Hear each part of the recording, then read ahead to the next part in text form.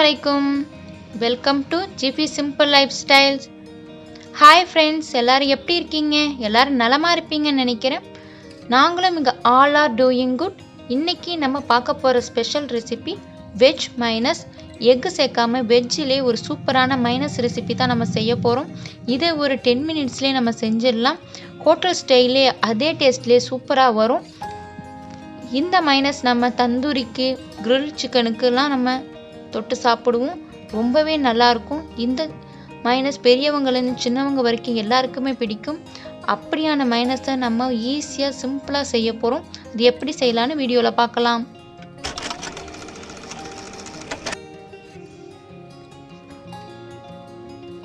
இதுக்கு ஒரு mixie jar எடுத்திருக்கேன்.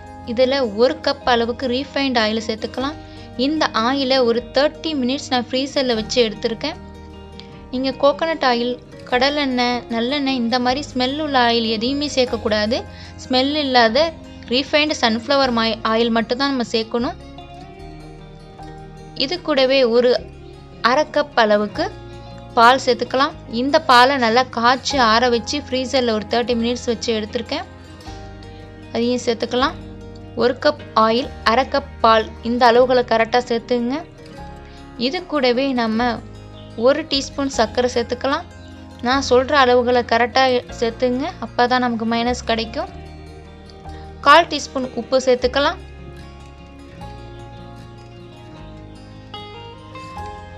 1/4 டீஸ்பூன் மிளகுத்தூள் சேர்த்துக்கலாம்.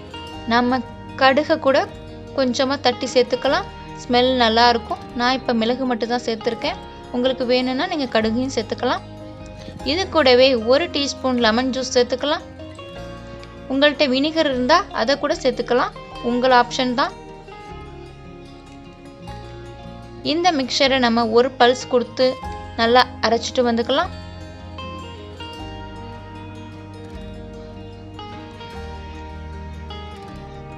இப்போ நம்ம அரைச்சாச்சு. இப்போ நம்ம 1 பல் பூண்டு சேர்த்துக்கலாம். இதை ஒரு 30 செகண்ட் நல்லா ஹை ஸ்பீடில் வச்சு அரைச்சிங்க. இந்த மாதிரி நமக்கு கட்டியான மைனஸ் கிடச்சிரும்.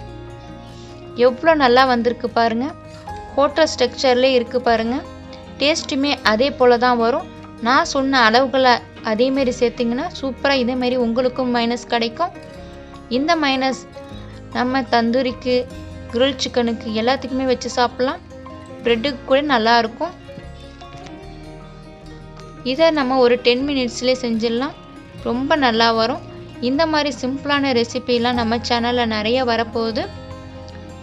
அதை நீங்கள் பார்க்கணுன்னா சப்ஸ்கிரைப் பண்ணவங்க சப்ஸ்கிரைப் பண்ணிங்க. உங்களோட கருத்துக்களை கமெண்ட் பாக்ஸில் சொல்லுங்கள். இந்த வீடியோ பிடிச்சிருந்துச்சுன்னா லைக் பண்ணுங்கள், ஷேர் பண்ணுங்கள். இவ்வளோ நேரம் ஸ்கிப் பண்ணாமல் நம்ம வீடியோ பார்த்ததுக்கு ரொம்பவே தேங்க்ஸ். அடுத்தடுத்த வீடியோகளை மறக்காமல் சப்ஸ்கிரைப் பண்ணி பாருங்கள். தேங்க்யூ ஃபார் வாட்சிங்.